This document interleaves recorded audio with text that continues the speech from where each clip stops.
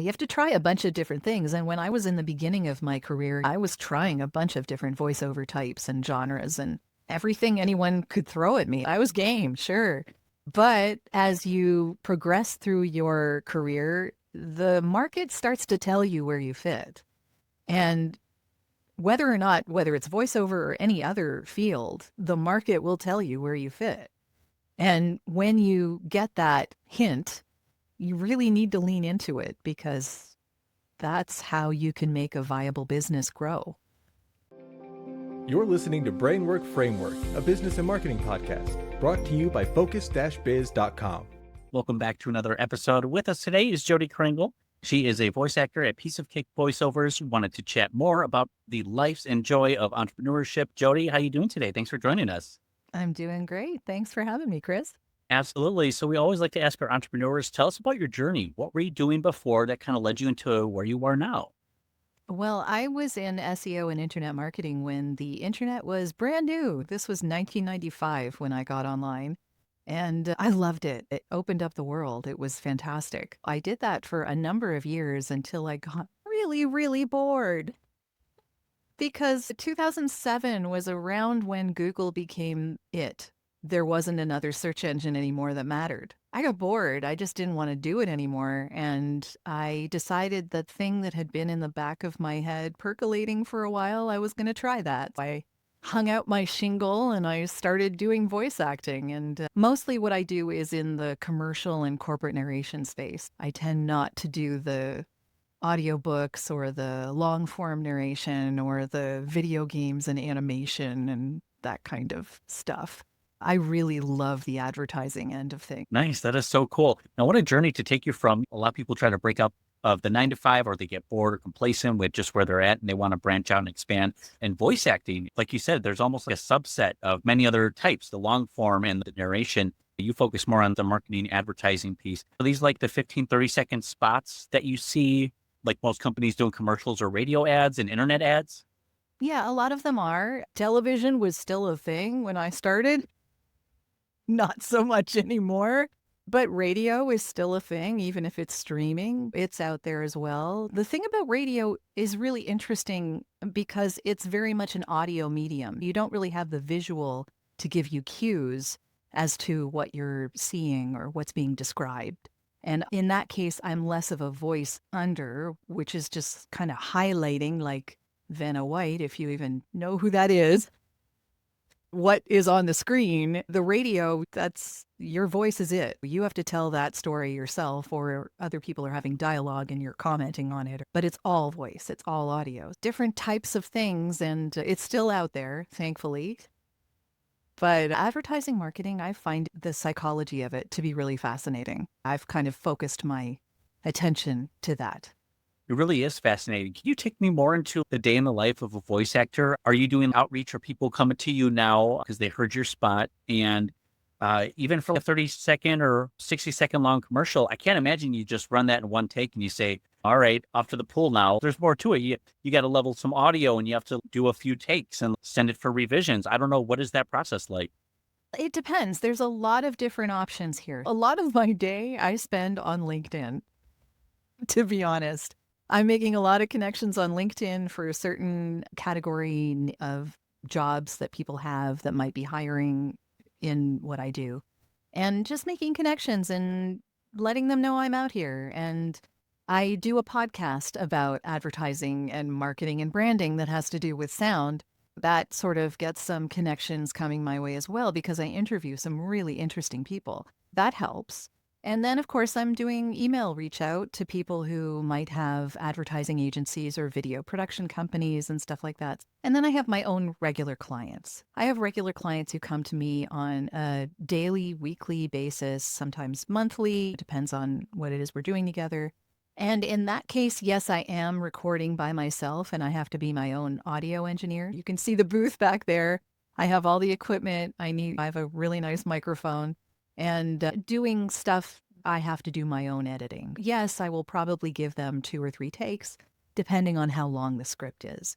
If it's a corporate narration, it can be as long as 5 minutes. I'm, in some cases, giving them 1 take, but maybe with the intro repeated or certain lines repeated inside that 5 minutes to give them some options for within the piece. It all depends. And then I'm sending them off that audio as clean as I possibly can make it. And then they do whatever production they're going to do on their end. But when it comes to doing stuff for agents, and I have several agents all over the US and Canada, and those agents will give me auditions. A lot of my day is spent auditioning. And if I happen to land one of those auditions so that it becomes a job, then the client is usually going to be directing me over a local, something called Source Connect, which is I am recording in my studio and they're receiving that recording on their end and recording it there. There's another thing called Session Link Pro. There's a bunch of these different peer-to-peer kind of connections that we can use for recording now. And I do that inside of my booth. I have them in my headphones and they're directing me as we do the spots. And it depends on how picky they want to be. And I have to be infinitely directable. They'll tell me they want more smile in this, or they want less smile, or they want it to be more energy, or they want it to be soothing, or they tell me these things and I interpret what they're telling me to get my voice to be what it is they want, what they're hearing in their head. And it's a skill of knowing your instrument and knowing what their words mean. Because every producer is different. Every person directing me in the booth is going to say something, a smile, adding more smile. That means something to one person and a different thing to another person. I have to interpret that and move minutely depending on where they direct me. That's skill, and that's something that you get over time. Yeah. And especially in the creative space, design work, it's like, can you make this brighter? Do you mean the contrast and saturation, or do you mean brighter colors, or does it need a different palette? Like you said, you have to interpret what they're saying and try to then deliver this better finished product and understand what they meant by it. Exactly. And it's different for everyone. And if you're doing it in graphic design, I want more soft edges than square edges, that kind of thing, right? People will say that kind of a thing. And then you have to interpret that and make sure you understand what they mean. It's a skill. It's definitely a skill, but you have to know your instrument. So what you're drawing with, I know what I'm speaking with. Have they ever thrown a term at you that you're like, I have no idea what they mean, and you had to dig deeper? They're like, this line needs more synergy. And you're like, synergy? What do you mean? Can you sound taller? No. I will try whatever it is that I think it is. And then if that approaches what they were thinking in their head, then I know what they meant. It's happened many times. Like I said, I've been doing this 17 plus years now. It's hard for someone to throw something at me that I can't at least make an attempt to do. And if we don't understand each other that first time, then I will try and interpret and say back to them what it is they're trying to say to me to see if I got it right. Yes. It's being willing to play is what it is. Yes. And it's cool that you described this, the software and tools that you use, where there's this in-ear monitor where you can get the live feedback and that audio is being uploaded basically instantaneously. It's like being at their own studio, their own sound booth, but you're in the comfort of your own home, which is fantastic. It is absolutely fantastic that technology exists now, because now I can do more than one job in a day. That's nice. Yeah, worry about travel. Yeah. Well, I live outside of the city. You would say 40 minutes up the highway, but add traffic in there and it's probably about an hour and a half. And then the stress of trying to find parking in a big city center, it's hard. Being able to do everything from my own booth, oh, priceless. Yes. Absolutely. When you were talking before about your day-to-day life, building connections, doing the outreach, building relationships, what piece of that has been most effective for you? Are you going for a hard sale right away? No, not at all. No. Yeah, not at all. What I do is I will connect with someone. I won't even send a note. And then if they decide to connect with me, I thank them for the connection and I say, I'm looking forward to following your work. And then if they reply, I will say to them, if you have any need for anything, feel free to let me know. And that's the end of that. We have a connection and we're watching each other on LinkedIn, and I'll comment on their stuff and they might comment on mine. And if they're in a specific field that has a lot to do with audio, I may invite them on the podcast, which again, makes for a better connection. I'm not here to sell hard to anyone. I'm making a connection so that we have time to get to know each other. And then when that connection becomes a deeper connection of I understand what they're hoping to accomplish and I am rooting for them when they have big things happen in their lives, or if they change jobs, or if they get an award or something like that. I'm all about the nice stuff. I really want to encourage people to keep doing what they love doing because that's important in our lives. And people do it for me. I want to do it for other people. Right, absolutely. And building those relationships, I think starting out, a lot of people are desperate and hungry for getting a sale. I think they have to really be direct with it, as opposed to just knowing that relationships take time to nurture and they're not always very direct. Do you want to buy my stuff? Sometimes it's seeing the content come across LinkedIn or the message pops up and that conversation builds over time. Very much. And LinkedIn is a business network. No one thinks that you're connecting with them to have coffee with them. I'm not personally invested. I mean, who knows? Maybe we have some things in common and we can actually become friends, but that's going to happen over time. I'm not expecting a connection to suddenly be my best friend. And they're aware that if they connect with me, I'm not asking them to be my best friend. We're forming the beginnings of a possible business relationship. If that happens to deepen, that's great. But I'm not expecting to know their kids' names necessarily or know what they put on their barbecue on the weekend. If they want to share, I'm happy to hear, but it's finding that balance. Yeah, there is a balance. I mean, if I was on Facebook, that would be a different thing. Right, yeah. Instagram, that's a different thing. But when we're talking LinkedIn, we're talking business. And people on that network know that we're talking business. It's not surprising that people reach out to other people. It would be surprising if you automatically sell to them because no one wants that. It's to find someone who's doing that well. There's no good way to do that. There really isn't. Ultimately, we are imposing ourselves into someone else's social media feed. And we have to be respectful of that. That's not to say that what you offer isn't a great thing. It could be a fantastic thing, but they're not going to be receptive to you if the first thing you do after that connection is to say, here, buy my stuff. Where's the trust? There's nothing there yet. Let it percolate a little there. I totally agree. And that kind of leans into being extroverted versus introverted, because I think business owners out there feel like they need to be extroverted or out there all the time. And what is that like, whether you're being introverted versus shy? And how do we kind of overcome that or use that to our advantage? It's a tough call for a lot of people because they feel like they have to be an extrovert. And I said this before we started recording. I am a raging introvert. I really am. I would rather sit here with a good book or a good Netflix program than have a group gathering for drinks at a loud bar. Like that just does nothing for me. And it's different for everybody, but the way that I regain my energy is by being by myself and relaxing and being in peace. And for me, even I don't tend to listen to a whole lot of music while I'm doing that. It's actually fairly silent when I'm doing that. That's just me. Everyone else gets their energy back in a different way, but extroverts get it by being in group settings, and I do not. What that means for me is that I cannot schedule podcast interviews either for someone else's or my own. I can't schedule Zoom meetings. I can't schedule a directed session with a client, one after the other after the other. I can't do that. If I do that, I will suffer and my work will suffer.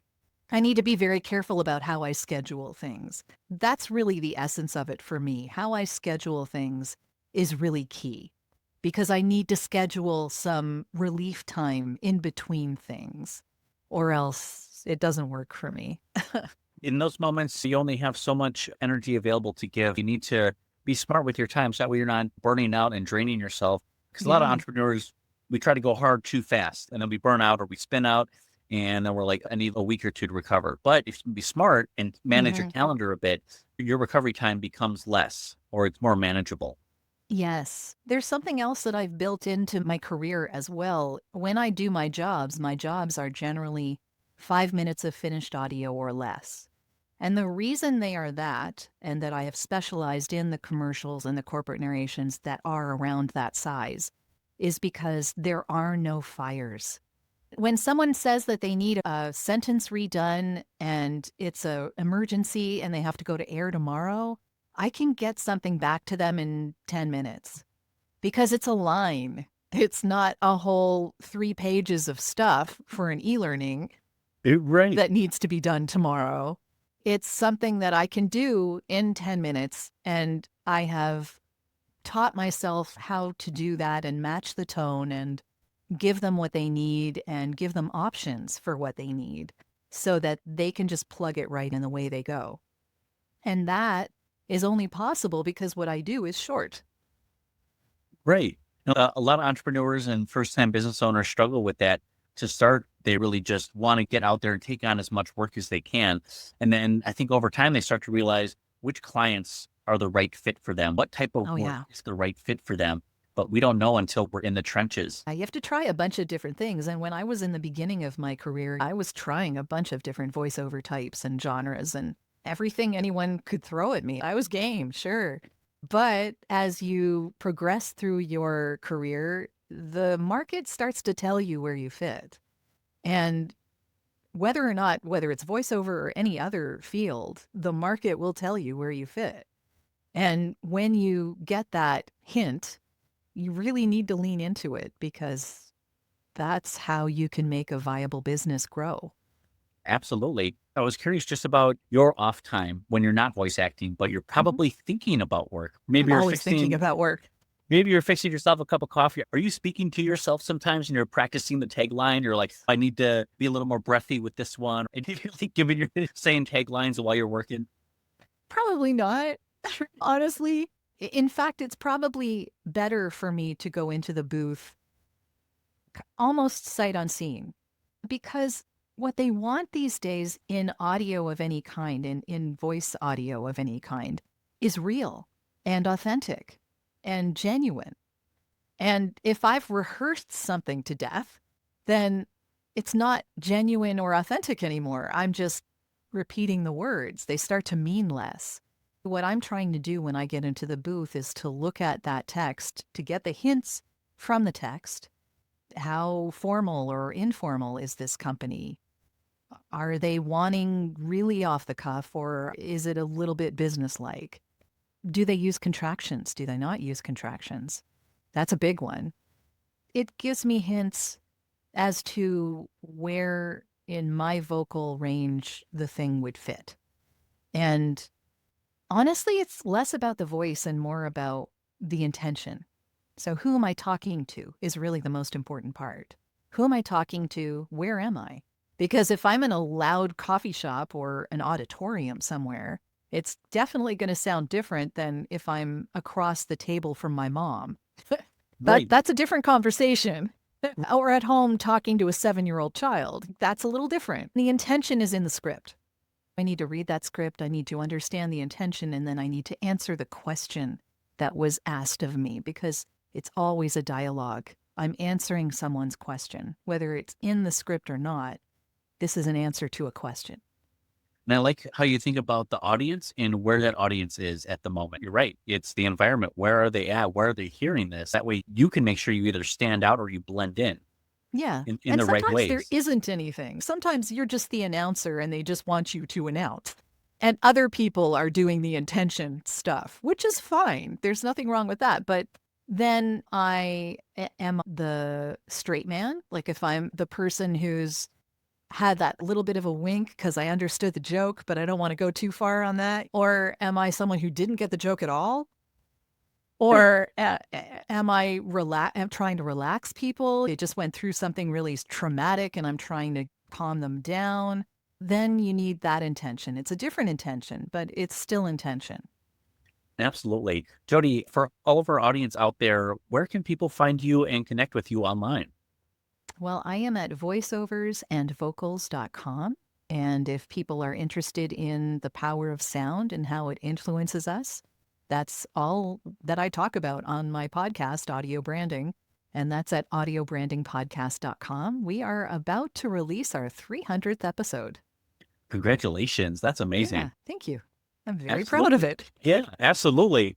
That is a lot of work involved. And Yeah. our audience will have the links available down in the show notes and the description so everyone can get connected with Jodi here.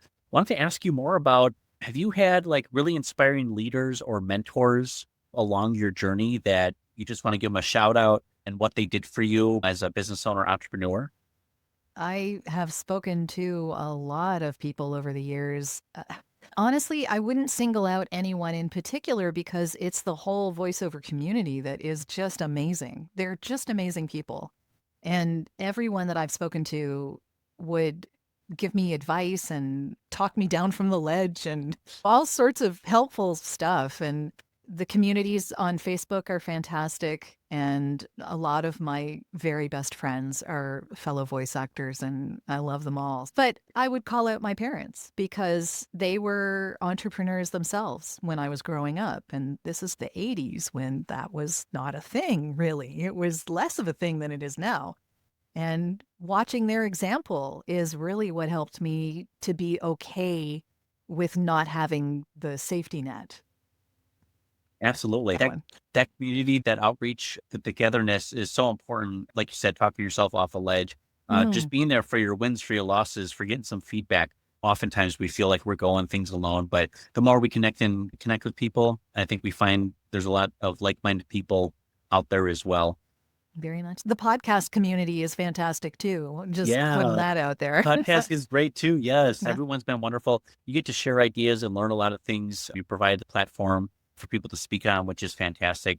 And just kind of the future, what are you hearing when you're talking with communities and the effects of AI specifically in the voice acting community? Because there are some AI generated voices out there. Not that they haven't always existed, but it's becoming more prominent. They're really good now. They're getting better. And it's not just the voiceovers, because this is also into website coding. This is into graphic design. Oh, it's into songwriting. It's everything. But it's so crazy. You can write a little commercial jingle and just have fun with it. How is AI affecting the voiceover community? Is it helping? Is it hurting? What changes are you seeing? Well, for me, I use it for productivity. I don't use it for my actual job. But I understand why people would, because it's something that levels the playing field for people who wouldn't otherwise be able to be on that field at all. I mean, that's fine. But what I'm seeing now is misuse of it a lot. If you spend any time on YouTube, I'm sure half of the ads that you're seeing now are fake celebrities shilling for fake stuff with their voice taken out of context. And you can tell because they're doing the same things over and over again and their eyes aren't moving. And there's something there, but it's their voice coming out, shilling for this product that was a fake. This happens all the time. And the more people are subjected to that, the less that AI impacts what we buy. Because anyone with half a brain knows not to order that shit. Pardon my French. But yeah, what ends up happening is even more strangely now than it used to, hearing an AI voice makes it sound cheap, whatever it is you're putting out there. Yeah. There are some really good options out there, and there are some fun uses for it too. I don't know if you've seen the Baby and the Dog podcast. Have you seen the podcast where the baby is asking the dog, like, hey, you're this fellow creature that lives in my house with me. What's the deal with you? And it's a baby asking a dog. I think it's just hilarious. It's really funny. And it's really creative. It's a creative use of the AI engine. I think they did a really good job with that. So there are such creative ways that this can be used. But as a replacement for us, no, because it's not connecting. When you see that podcast, you know that's not a real person. Someone very clever wrote this script, and that script is where the focus really should be because that's the creativity. And I understand that, but I can get the humor from watching the AI work its thing. Right. Right. And I think that's a especially in advertising and marketing, where authenticity and being genuine is so important. Why would you use a fake voice to sell your product? It makes you seem cheap. It makes you seem like you don't care about your product because you're not connecting with a human. There's no human there. There's Mhm. no connection there. And we may think those AI voices have gotten really good, but they don't connect. We know something is wrong. Even subconsciously, we know something is not there. And if you let people know, maybe you can get away with it. And for creative ventures where a voice talent wouldn't even be possible, totally, I get it. But when it comes to actually promoting your brand and leaning into who you are not AI. And we should be leaning into our humanity, not the computer. Right. And I love your Yeah. perspective on just AI's changes into the landscape, people's perception of it, Mm. and the ways you can use it to be more fun and creative and to increase your output. But for the final end result, the finished product, it's not quite there yet. Its Need, places. yeah, there's points where human input is needed and required. Yes. And it's really up to you. Like you said, leveling the playing field. I think this opened up a lot of smaller businesses to have some lower cost voice acting work available to Sure. them to make some Yep. commercials. But we just see how mega corporations like to use this and remove their workforce and try to replace it. Brands were already struggling to connect with consumers and they still Yeah. struggle. This is not going to help them. No, it really isn't. And when it comes to my work and my job, I'm not worried about it taking my job because the people who are using it for stuff right now are using it because it's the cheaper alternative. That's Yeah. not a job I ever had.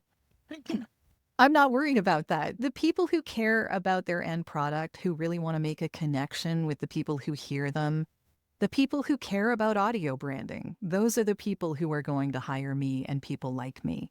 I'm worried about AI taking my job. I don't work in the places where I think it's going to be a really big problem. It could. I mean, 5, 10 years from now, we could be having a very different conversation.